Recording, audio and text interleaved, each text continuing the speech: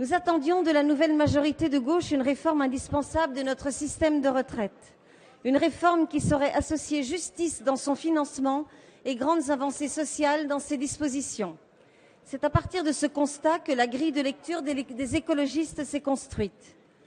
Le texte qui nous a été soumis à l'examen comprend un équilibre précaire entre bonnes et mauvaises mesures. Les mesures de financement, particulièrement, sont inacceptables. Pire, elles valident la réforme de 2010, à laquelle nous étions, et vous étiez, Madame la Ministre, tant opposés.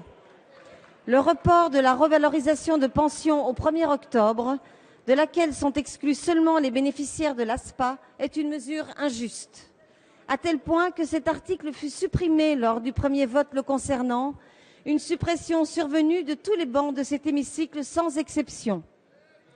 Certains, quelques-uns de nos collègues, ont fait savoir qu'il s'agissait d'une erreur de vote. Quoi qu'il en soit, le règlement de notre Assemblée offre au gouvernement la possibilité de demander une seconde délibération qui aura permis de rétablir cet article en l'état, et c'est bien dommage. Ai-je encore besoin de revenir sur l'allongement de la durée de cotisation? Les écologistes y sont totalement opposés, vous le savez. Le dispositif retenu est de plus particulièrement surprenant, entre scénarios très optimistes et mis en place à partir de 2020. La visibilité sur son impact économique est encore bien floue. Son impact, lui, est beaucoup plus clair. Il est injuste. Son impact social. Pour en terminer avec les mesures de financement, que dire de la psychologie à l'égard des entreprises?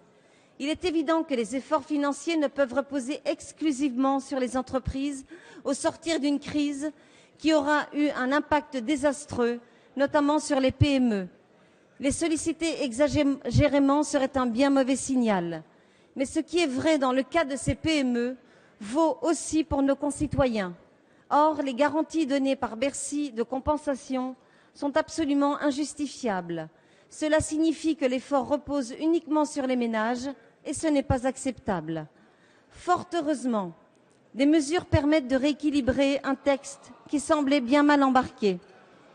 La prise en compte enfin de la pénibilité, des mesures pour les jeunes, pour les carrières heurtées, pour lutter contre les inégalités femmes-hommes. Que d'objectifs ambitieux.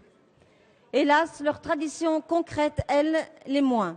Toutefois, je ne peux que me féliciter notamment de la création du compte personnel de prévention de la pénibilité. Dispositif ambitieux, innovant, juste et une grande avancée sociale. Il s'agit en outre du point qui aura été le plus sujet au travail parlementaire. Les améliorations à la marge pour les femmes ou pour les carrières longues sont à saluer, même si l'on aurait pu aller plus loin. De même, les mesures sur les retraites agricoles vont, elles, dans le bon sens. Je me réjouis également de la prise en compte effective de l'apprentissage. Il s'agit d'une chance réelle pour notre jeunesse et l'intégrer de manière effective dans les cotisations vieillesse est une mesure de bon sens et de justice. Mais il s'agit en réalité de la seule avancée pour les jeunes. L'article 16 est unanimement reconnu comme inopérant, mais il a été jugé préférable de le garder. Quant à la prise en compte des stages, que dire? À bien regarder, cela me donne l'impression que les revendications étudiantes ont été écoutées. Oui, écoutées, mais pas entendues. Il n'est pas possible qu'une nouvelle fois, on excluse les employeurs de ce dispositif. Cela entraînerait une prime aux étudiants les plus aisés. Cette fois encore, on offre la possibilité de s'acheter des droits. Est-ce là l'image que vous avez de la justice sociale? Cet amendement promu comme une grande avancée est à l'image du texte. Un financement injuste pour une mesure qui manque d'ambition. Une belle communication au service d'un dispositif timide. Alors, comme pour cet amendement, je vous le dis en toute honnêteté, je suis déçue par cette réforme. Lors des annonces de ce projet de loi, je dois avouer que j'ai eu de l'espoir. Allez. Certes, l'allongement de la durée de cotisation était déjà un point d'achoppement. Mais si les avancées sociales étaient à la hauteur des objectifs, alors, me disais-je, pourrait-on aider la gauche à voter et concevoir une vraie loi ambitieuse? Force est de constater, après 2 semaines de débat, que le compte n'y est pas.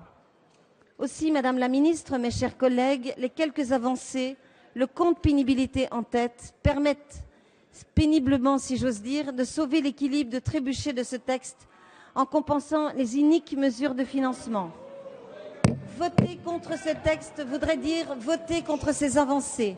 En tant qu'ancienne syndicaliste, s'il vous plaît, allez. Je ne peux décemment m'opposer à une véritable prise en compte de la pénibilité. S'il vous plaît. Parce que cette réforme contient des avancées, mais parce qu'elle n'assure aucunement la justice du financement.